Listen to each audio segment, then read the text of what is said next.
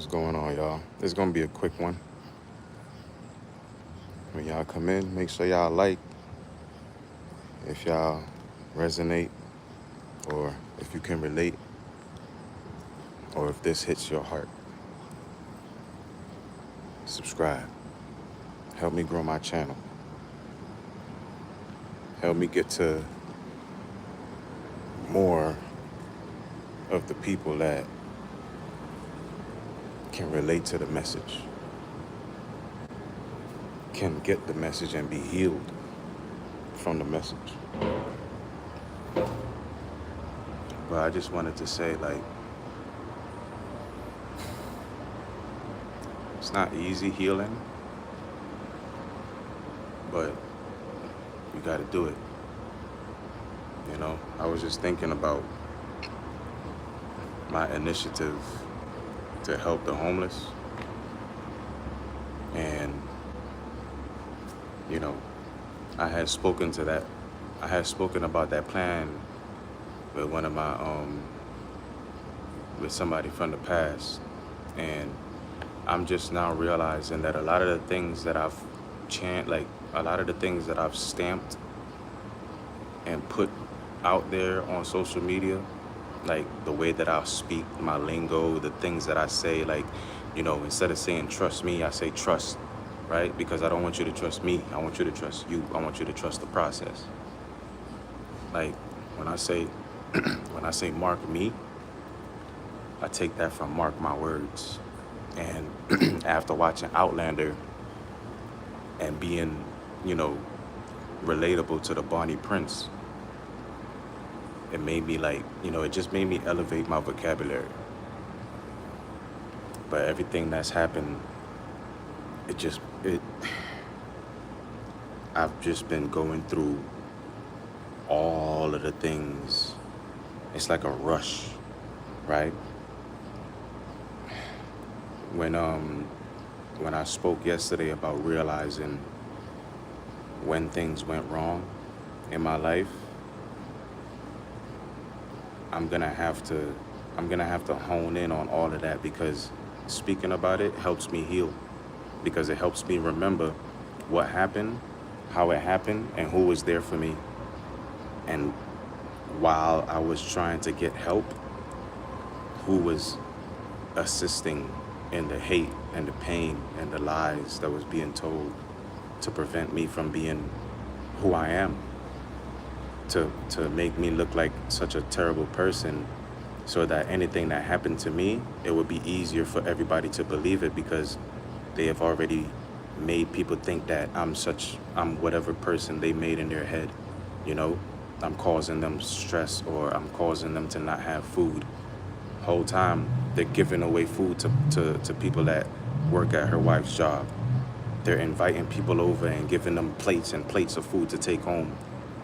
You know, and me, I'm not free from guilt, because I took the opportunity and I gave a plate to my neighbors. I gave one plate to my neighbors to share with him and his brother, and his mom could take a little bit of it. That was one plate that I took. I didn't take nothing else aside from what I ate for myself. I always, you know, my father always taught me to, you know, do the right thing. So I thought that I was being trusted to do the right thing while I was doing the right thing. Whole time I was doing the right thing, and lies were being told while I'm doing the right thing. I was being used, and I was being talked about, and I was being shitted on and dragged through the dirt and the mud just so my sister can keep friends and have friendship conversations. And her wife did the same shit. Sometimes they did it in front of my face. And it got to a point where I was so numb to it.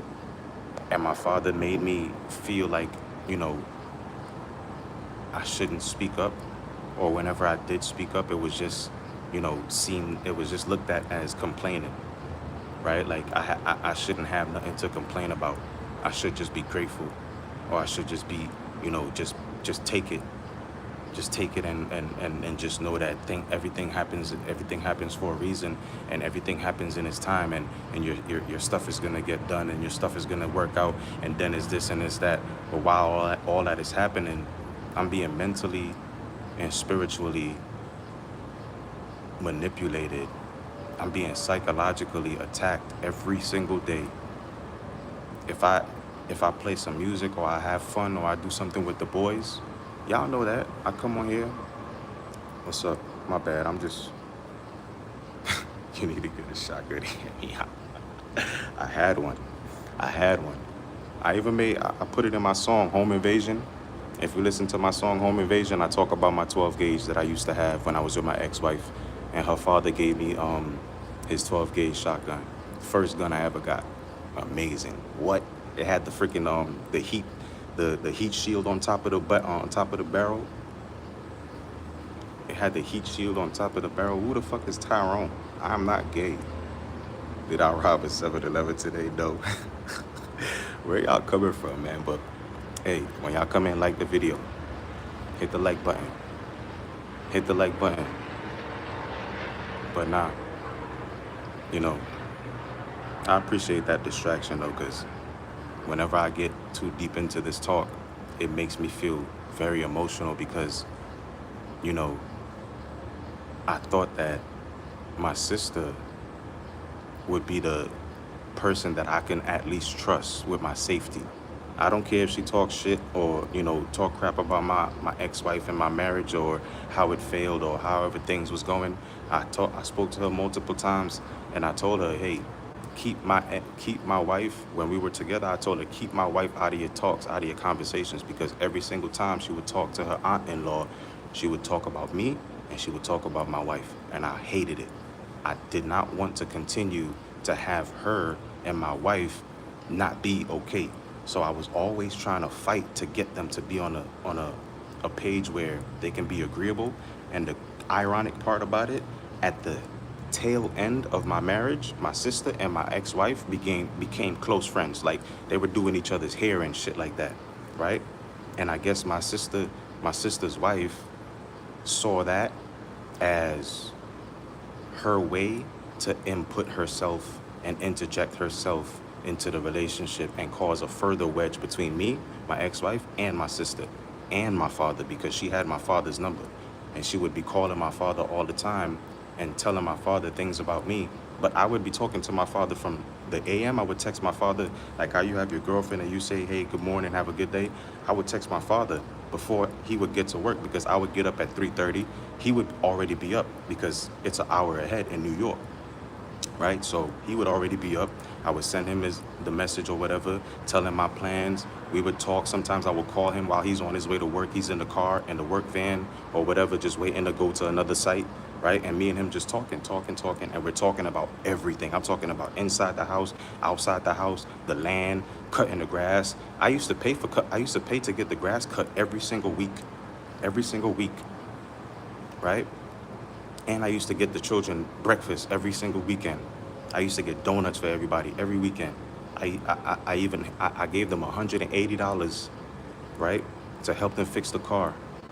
I gave them $60 more to help them get a new tire. I gave them gas money every single time I got into that car. I gave them gas money, even if me and my sister's wife was going to the same what's that place called? Plasma place. We used to go to the plasma center. That's a good song. Yeah. Ask your questions. I'm gonna answer you. I got you. But yeah, I'm just talking about my sister and her wife and how they conspired against my actual life. And it still feels surreal to this day because I haven't spoken about it in 2 years. You know? And thank God for giving my father the strength and the ability to afford to get me out of that situation. Because if it wasn't, I would have died in that house. She had a gun. And we, you know, whatever happened before that conversation, everything was all good, right? But I know she has mental issues. I know that she's been taking medications, and I didn't know until that last night on December 6th that she stopped taking her medication because she was doing she was doing the trans thing. She wanted to be a man, right? So she had to stop taking her mental medication so she can start taking the syringe so she can do the testosterone, right? So she was getting testosterone pumped into her while she had those issues and those psychological issues. So it just caused a further imbalance, and it just made her be more irate and irrational, especially when she drank. And I didn't know that. I didn't know all of that until that night, right? I called the police. I'm not one to stay somewhere where I'm not welcome, right? So as I was trying to leave, I stopped conversating and telling my plans and all this, that, and the third. And then I started watching videos and starting to see people talk about certain things that just resonated, not just resonated, but it was giving me answers because I had nobody to talk to, right? No, I didn't get out of jail. I called the police because she threatened to shoot me. And she was trying to get me to, she told me I have an hour to leave her house while I've been staying there the whole time, paying rent, paying this. I wasn't even on the lease. I don't even know if I was on the lease, right? We even had some stupid thing where she printed out a lease agreement and had me sign it and put the number amount that I was supposed to pay, and I was paying that plus more because my sister was doing my hair, and I was giving my sister $120 to do my hair. And that was the kindness of her brother supporting her, even though I wanted to start a lock business and she said I couldn't do that in her house. I wanted to start selling snacks, Trinidad snacks that people don't have in America in the neighborhood. She said I couldn't do that in her house. But what she did, she got food and she started giving away plates. She started doing hair in my face in her house and showing me, you can't do this in my house, but I can do you in my house. I can take your ideas. I can do what you want to do in my house, right? And this is all, I'm trying to do all this stuff to secure my livelihood and to be able to secure a place, right? Now, I'm coughing up apartment money to stay in a motel when my sister could have let me save up money to get an apartment for myself and be able to be independent and have a relationship with my sister and my nephews. No, she didn't let that happen. She let her wife intimidate her. She let her wife intimidate me. She let her wife intimidate the children. And together, they conspired slowly. But every time I made a video, I would post on Snapchat, yo, this is the fit for the day, blah, blah, blah. Y'all check me out, right? As soon as I go outside, she come out the room wearing the same clothes, white tee, blue pants. I'm wearing a blue t-shirt or a light blue t-shirt or a sky blue t-shirt. Y'all remember that turquoise blue t-shirt that I used to have with my pink Nikes? I'm wearing my turquoise t-shirt. I take, hey, look at the fit, right? The fit. She come outside wearing a blue t-shirt, right? I'm playing music. I'm telling the boys, let's go outside and play. She come outside yelling at the boys for no fucking reason. They gotta go in the house now. For what? It's hot as fuck. It's the weekend. They don't have no homework. They don't have no school. They don't have nothing to do. They did their chores, right? They made their bed. They cleaned up the room. They cleaned the bathroom. I cleaned the bathroom. I cleaned the fucking bathroom, so they have no chores. I'm taking the boys outside. Y'all yelling and cussing and cussing. I'm talking about big 4-letter words. And these is 11-year-olds, 10-year-olds. My little nephew, at the time, he was 4 or 5 years old. And they doing this all the time. It's a consistent thing. It happened in Virginia. This started happening in 2016. Before 2016, because I seen the pictures when I came down to visit with my father, and I seen the pictures. And when I was looking at the pictures, I seen how she was sitting, I seen how she was moving, and I seen her face. That's why I love taking pictures. I'm gonna take pictures every single time because pictures, they tell 1,000 words and they have the most memories. I took pictures for memories, but when you look back at pictures and you look and you pay attention to, hold on, I missed that. Hold on, what was that? Hold on, What's that in the background? What is that? Right? You start looking when you watch a movie that you watched before, and you watch it again. You like, hold on, I watched this movie so much times. How I missed that? Hold on, I watched this show 25 times. How I missed that? I know y'all can relate to it. I know y'all can understand, because when you watch an old movie again, you get new information. When you go over an old case, you get new information, new evidence. New evidence have been brought forward because it's been investigated by a different set of eyes, right? These eyes aren't the eyes from yesterday, right? Yesterday I was just seeing with my heart. Now I'm seeing with every fucking thing. I'm able to analyze every fucking thing. Now, I used to want to be an investigator. I used to want to be a therapist. I used to want to be a teacher. I used to want to be a counselor, because I wanted to be everything that I needed for other people. So I was easy. If you lost something, I could come in your house and find it before you do. You will tell me stop looking for it, and I would be like, yo, I can't stop looking for it because now it's on my mind. It's on my mind now, so I can't. Unless it's completely gone, right? Unless it's completely gone and it's not nowhere to be found ever again, I will find it, because it's somewhere. It's somewhere. Whatever you drop down, whatever you left behind, whatever you feel like is missing from you, it's somewhere.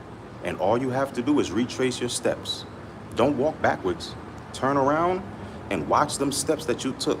Look at the avenues that you went down. Look at the road that you turned down. Look at the people that jumped on the car or jumped on the truck while you was riding down the little dark path, right? Because you might have some stragglers in the back of your bed. All my truck dudes out there, right? You in the dark road, you driving. This is a new avenue. You never been down this avenue, right? And you hearing tutup, tutup, tutup, but you ain't run over no bumps. As soon as you get to a light, you see in your fucking rear view mirror some shit on your back. You like, what the fuck is that weight? I feel that extra weight on my truck. I feel extra weight, like I'm carrying some shit, right?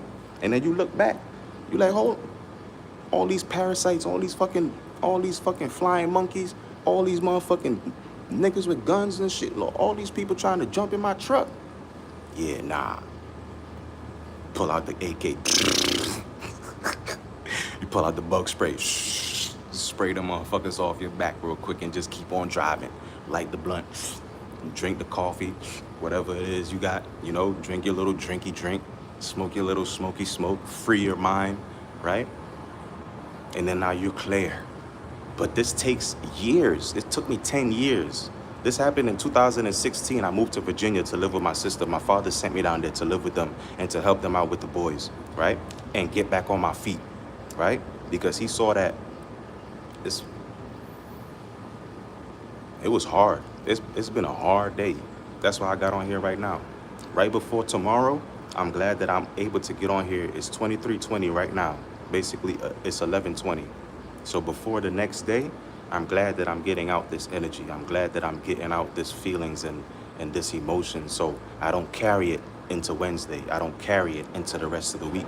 And I'm hoping that when I release this live, other people can see it and take what I've said and be able to find, healing in their home, because this is your first home. You have to be the one that's secured in here, right? The love that's in here has to be for you. And as you love you fully with that heart, you're going to start feeling a type of energy. You're going to start feeling your body vibrate. And that vibration is going to be the energy emanating from all around you. Like when you see Goku turn Super Saiyan, right? Or when you see Luffy get mad, or when that haki start shooting out, right? That conqueror's haki, right? When you start feeling that conqueror's haki, that's when you know your love for yourself is full. It's absolute. The love and the security that you have for yourself is absolute. That haki starts turning on. People start looking at you, and then when you look at them looking at you, they look away, because they're seeing that and they're feeling that energy. It's not negative, right? You are gonna feel amazing, but people are gonna look at you like, I can't fuck with that person. I can't mess with them, because they secured in their self. And if you try to tell them anything about themselves, they gonna look at you like, nigga, that was 15 years ago I learned that shit about me. You know?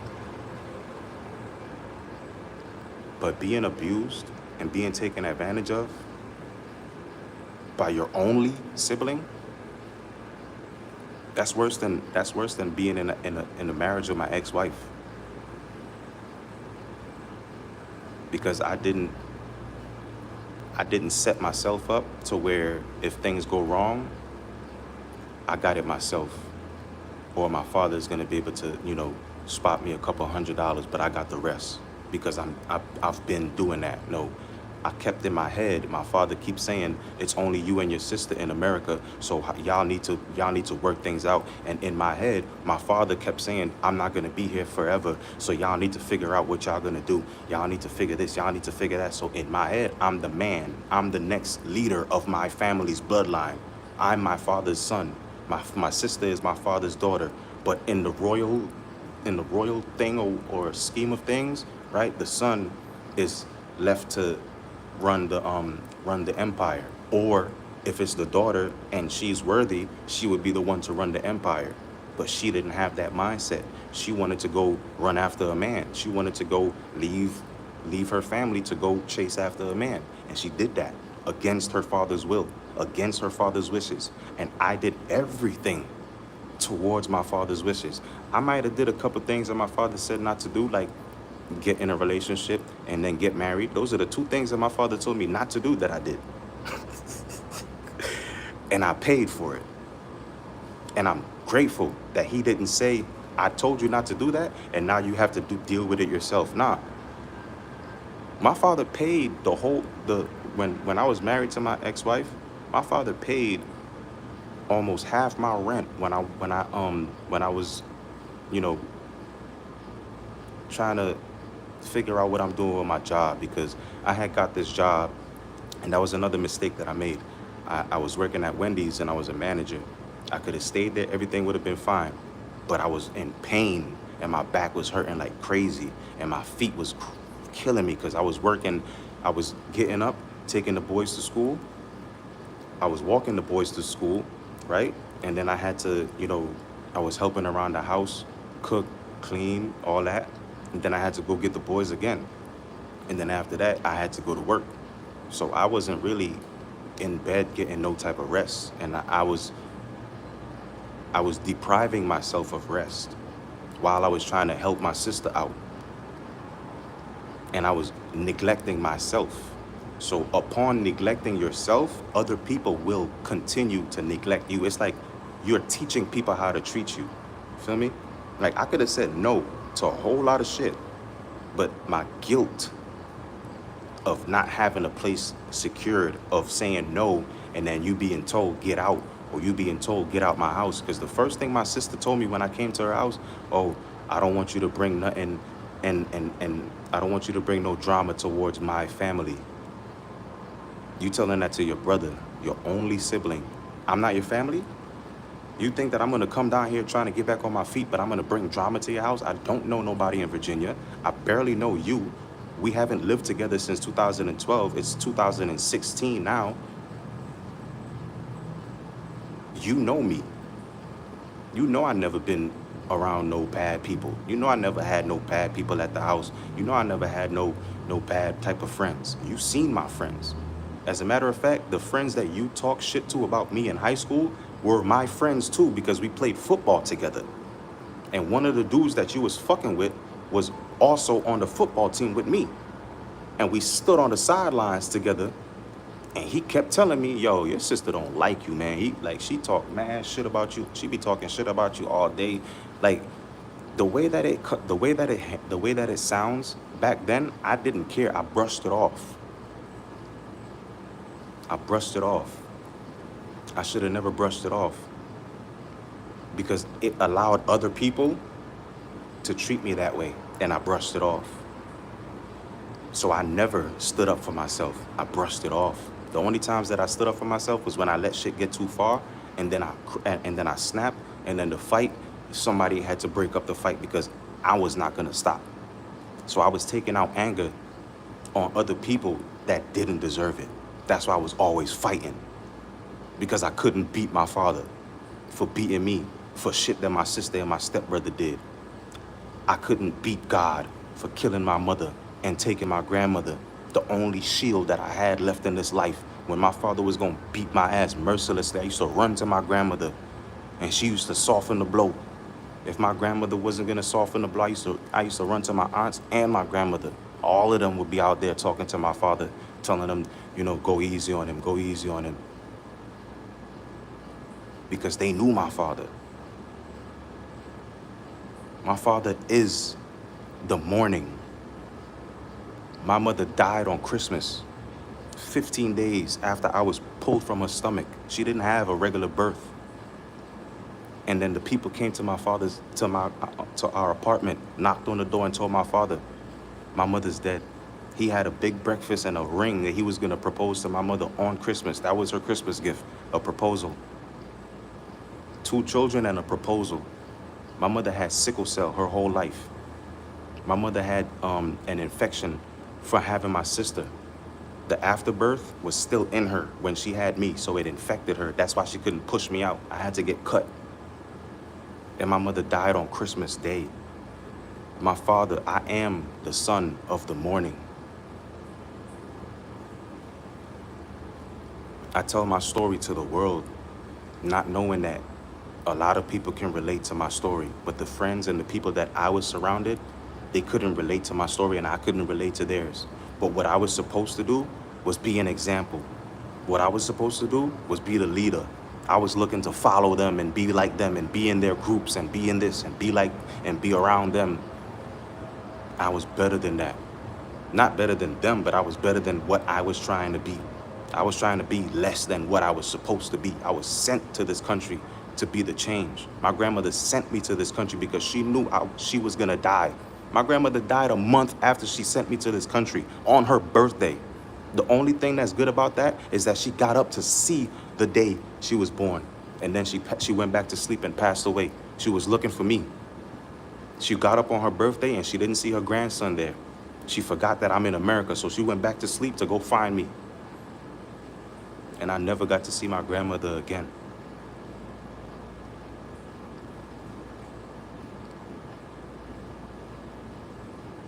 And I don't know why I'm so naive in love. I don't know why I'm so naive, but I guess that's just the flaw in my design. I'm supposed to be naive because I can't, if I'm not naive, these dark thoughts, they're going to take over. I gotta be naive. I gotta be like a child. I gotta be influenced. The thing about it is, I am an influence, but the trade-off is you will be influenced as well. So you can influence people, but you will also be influenced. So you have to be careful what influences you, because you can be addicted to those influences and you can lose track of your influence and your power. And it can become like that, that neglect, that self-neglect, and you let shit slide that you shouldn't let slide. Because you're teaching people how to treat you and you're teaching people how to love you. I taught people how to love me the wrong way. I taught people how to use me, how to abuse me, how to talk bad about me, and I laughed at it. Because when it happened to me from the people that loved me, I couldn't do anything about it. So what I do, I laugh. I used to fight, and my friends would tell me, yo, you be laughing when you fighting, like you be smiling and shit. I didn't notice that. But I guess I get excited because I'm getting to air out some of my anger. I'm getting to let out some of that steam. Because it's like the Hulk. If y'all seen the first Avengers, the Hulk's secret is that he's always angry. And for the longest, every time I talked to my father, it was like he was always angry. And me, recently, I found out that I have been angry for a long time and I'm always angry.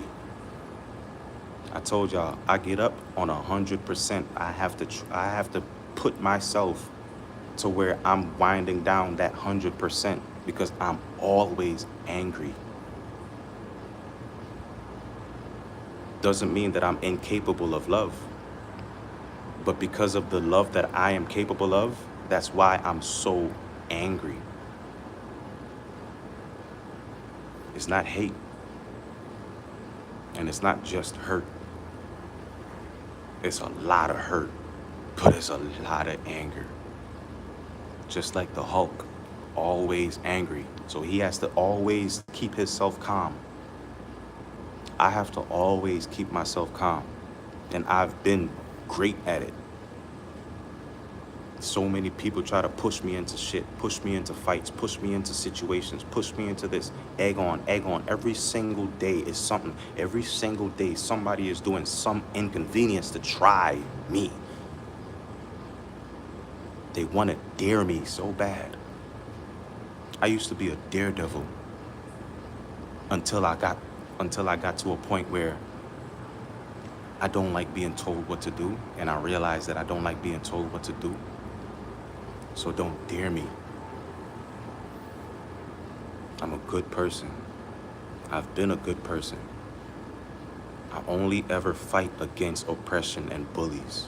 The only time I ever fought was bullies. The only people I ever fought was bullies. And I loved it.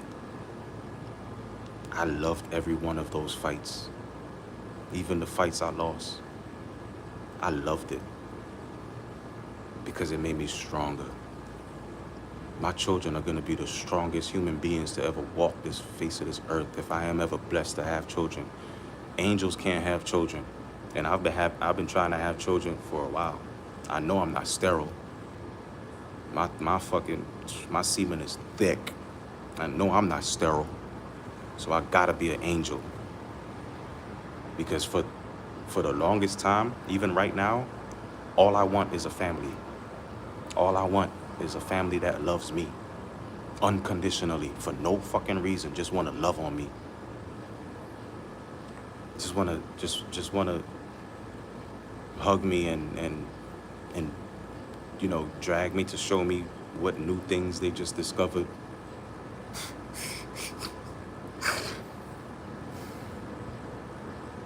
That's why I appreciate seeing parents, you know, be with their children and you know, be nice, be kind, and be loving to their children. That's what I love to see, because I don't have children of my own. So the world, even grown people, are like my children, because I'm way older than them. I'm way older than y'all. I might look young. I might not even look like I ever been through anything. I'm so old. I tell you, I saw the sun when it was this small, when it was birthed into this sky, and then it grew to the giant supernova that it is now.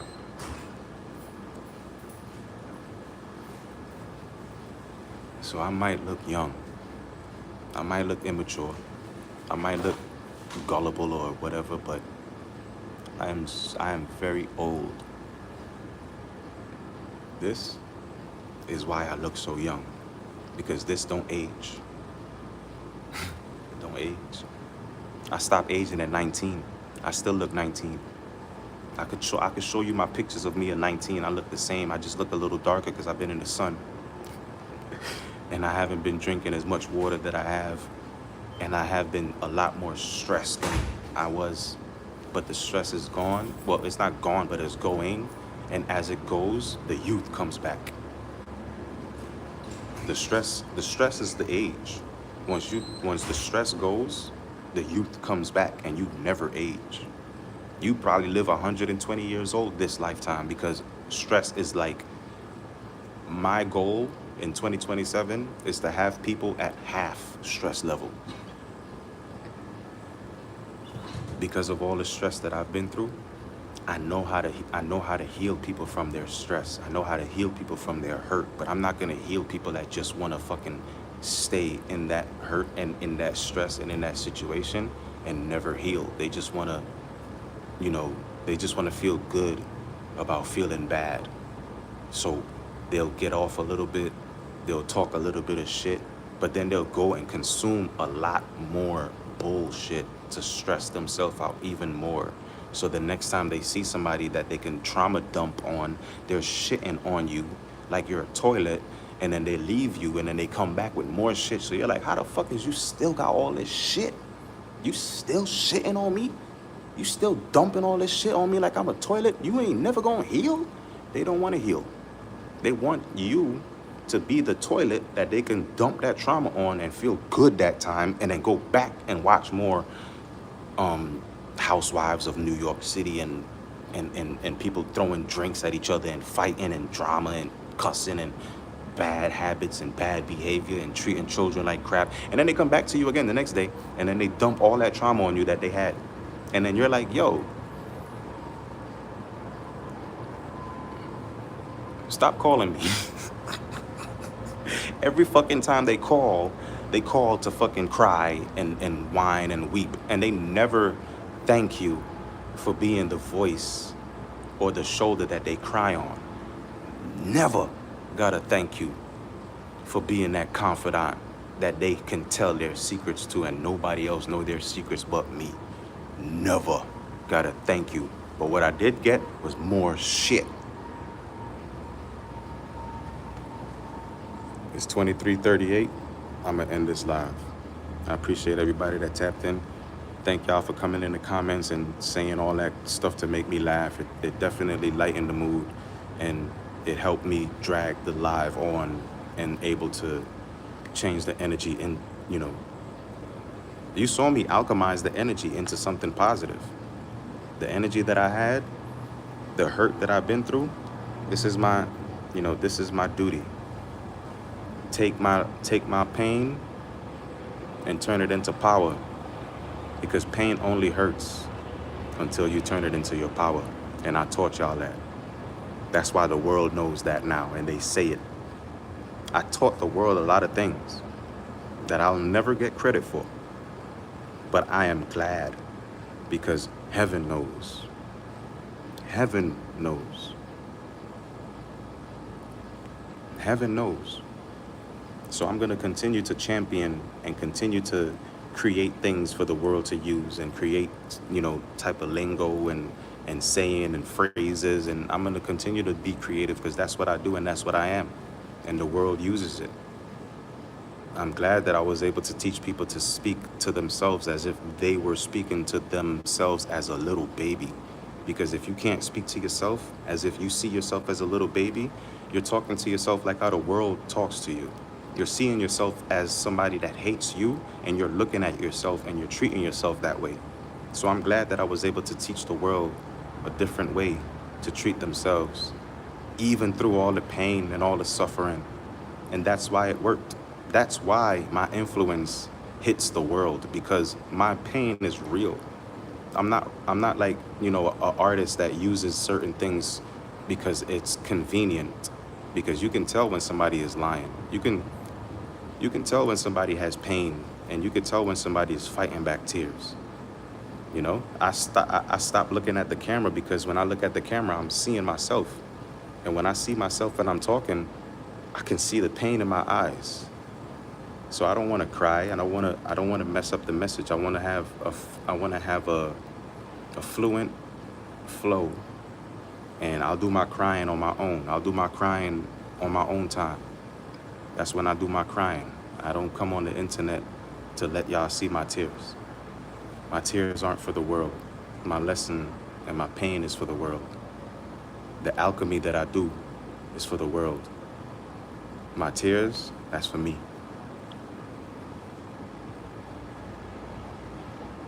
Because none of y'all aren't gonna reach through this phone and hug me the way I need to be held. Only my grandmother can hug me. I haven't had a hug in so long. I haven't had human interaction in so long. A part of me don't miss it. A part of me misses it. But the part of me that misses it is the part of me that's hurt from the past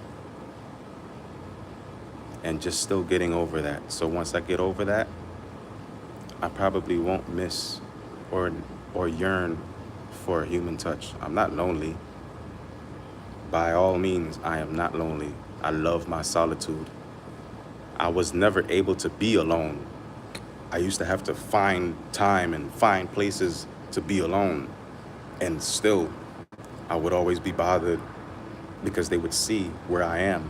They would find me and they would come to that specific place and do something in that specific place so that I won't be able to be in that specific place that I found to make myself comfortable for that moment in time. So no moment that I ever had with my sister and her wife, I ever had peace.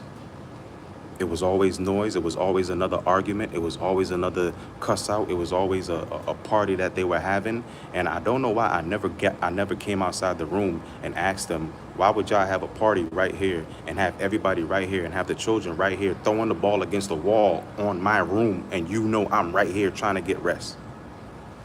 And they did that every weekend. They had people over. I never got rest and I never got peace. I will never go back. I will never go back. Shaytina better hope I never see her again. For threatening my life, you better hope I never see you again. And you never paid for none of the things that you did. You never paid for none of your crimes. But you will suffer. You will suffer the truth. You will